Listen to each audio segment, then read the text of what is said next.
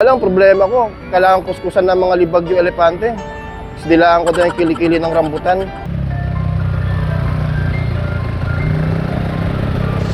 Hanggang ngayon wala pa ng trabaho.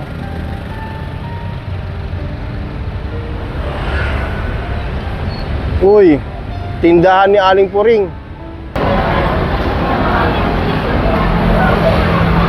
Ano ba yan?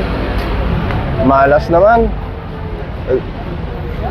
Ang binigay na trabaho sa akin na Aling Puring, kuskusan ng libag ang mga elepante. Ay, malas.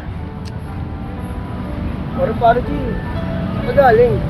Ito, nag-apply ako, nagbaka sakali ako kay Aling Puring. Galing ako sa loob. Pero, tinanggap ako. Hindi ko alam, pinag-iisipan ko kasi yung in-offer sa trabaho. Maganda naman, 2,500 per day. Kaya lang, problema ko, kailangan kuskusan ng mga libag yung elepante. Tapos dilaan ko doon yung kilikili ng rambutan. Mahirap na trabaho, pero kakayanin natin. Kaya ba? Pare G? Kaya naman. Bahala na.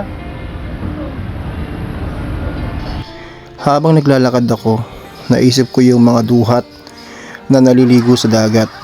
Alam ko kahit hinahabol ako ni Jollibee nakarang araw, andyan lang siya lagi sa akin at ililibre niya ako sa McDonald's.